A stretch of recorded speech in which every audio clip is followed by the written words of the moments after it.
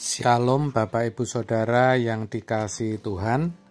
Seri pengajaran hari ini berjudul Allah itu ada dan nyata. Yang namanya ada dan nyata itu tidak harus kelihatan dengan mata atau dapat diraba. Listrik atau arus listrik itu ada dan nyata. Tetapi kita tidak bisa melihat dan merabanya, bukan? Demikian juga Allah. Dia adalah roh selama-lamanya. Tetapi dia ada dan benar-benar nyata. Allah itu roh, dan barang siapa menyembah dia harus menyembahnya dalam roh dan kebenaran. Yohanes 4 ayat yang ke-24. Makanya di sini dikatakan kita bisa menyembah dia karena dia itu ada, dia itu nyata. Allah itu hidup, saudara. Sayangnya banyak orang, termasuk orang Kristen, tidak percaya kalau Tuhan itu ada, nyata, dan hidup. Kalau ditanya, maka pasti percaya. Tetapi dari sikap hidupnya kelihatan kalau sejatinya mereka belum mempercayainya. Maka bukannya tidak mungkin kalau sewaktu terjadi virus corona, ya, itu dilegalisir, diizinkan atau diperkenan oleh Allah, agar kita sadar bahwa Allah itu benar-benar ada dan nyata. Sekarang kita lihat, meskipun orang tidak bisa melihat virus secara kasat mata, tetapi harus diakui mereka percaya bahwa virus itu ada dan nyata. Karena mereka mengalami terjangkit, terpapar waktu itu virus corona. Dan buktinya banyak juga yang meninggal gara-gara pandemi. Buktinya lagi semakin banyak orang menjadi takut sehingga mereka sangat hati-hati, bahkan sampai terlalu hati-hati. Sehingga tidak sedikit yang di rumah juga melakukan protokol jaga jarak, pakai masker, banyak cuci tangan, dan sebagainya. Itu tentu pengalaman yang sangat baik yang pernah kita alami, untuk menggambarkan keadaan bahwa sejatinya kalau virus itu betul-betul ada, maka Allah itu pun juga ada. Orang takut jangan sampai terpapar, jangan sampai dijemput ambulan, kan begitu waktu itu. Jangan sampai meninggal gara-gara COVID. Kita juga kalau percaya Allah itu ada dan nyata, kita pun harus tunjukkan percaya atau iman kita dalam bentuk tindakan atau perbuatan. Yakobus 2 ayat 22 ayat 24 mengatakan demikian. Kamu lihat bahwa iman bekerja sama dengan perbuatan-perbuatan, dan oleh perbuatan-perbuatan itu iman menjadi sempurna. Jadi kamu lihat bahwa manusia dibenarkan karena perbuatan-perbuatannya dan bukan hanya karena iman.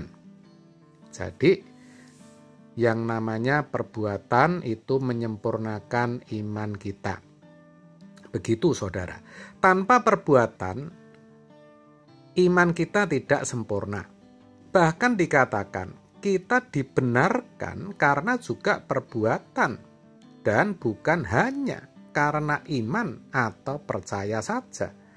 Ayat tadi mengatakan demikian, jadi sangat jelas sekali pentingnya yang namanya perbuatan untuk membuktikan iman seseorang.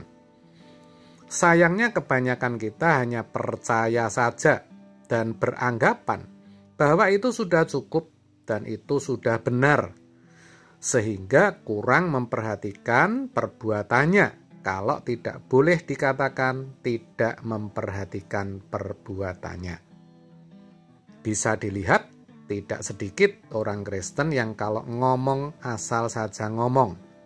Tidak menyadari kalau yang diucapkan itu melukai orang lain. Belum lagi dalam memperlakukan orang, khususnya orang yang lemah, yang tidak berdaya, orang yang sudah tua, orang yang bisa ditekan, atau orang yang secara ekonomi lemah. Tidak sedikit diberlakukan secara semena-mena terhadap asisten atau pembantu rumah tangga, sopir, karyawan, juga kepada orang yang membutuhkan pertolongan. Bukannya ditolong, tapi justru dipersalahkan. Hidup yang acuh terhadap sesama, egois, tidak mau memahami dan tidak mau tahu orang lain, tapi maunya selalu dipahami. Kepentingannya sendiri yang diutamakan, meskipun harus melukai atau merugikan orang lain. Dan masih banyak contoh yang lain, yang mana seharusnya tidak akan terjadi kalau menghayati bahwa maksud saya bahwa Allah itu ada dan nyata. Kalau orang menghayati dan percaya Allah itu ada dan nyata, pasti akan menghormati keberadaannya. Itu akan terlihat dari hidupnya sehari-hari. Orang seperti ini hidupnya akan berhati-hati dan tidak berani sembarangan.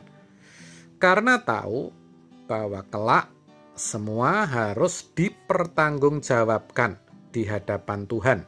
Seperti dituliskan Roma 14 ayat 12. Demikianlah setiap orang di antara kita akan memberi pertanggungjawaban tentang dirinya sendiri kepada Allah. Tahu bahwa apa yang ditabur pasti akan dituai.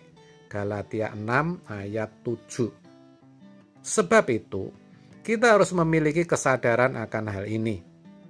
Dengan demikian, dalam setiap perasaan, pikiran, tutur kata, dan dalam segala gerak tindakan dan perbuatan kita akan selalu mempertimbangkan pikiran dan perasaan Allah. Sebelum kita bertindak, kita akan selalu bertanya, apakah sudah sesuai kehendak Tuhan atau belum? Apa Tuhan disukakan dengan pertimbangan dan keputusan kita? Sehingga pada akhirnya hidup kita akan jadi selalu berkenan kepadanya. Amin. Tuhan Yesus memberkati.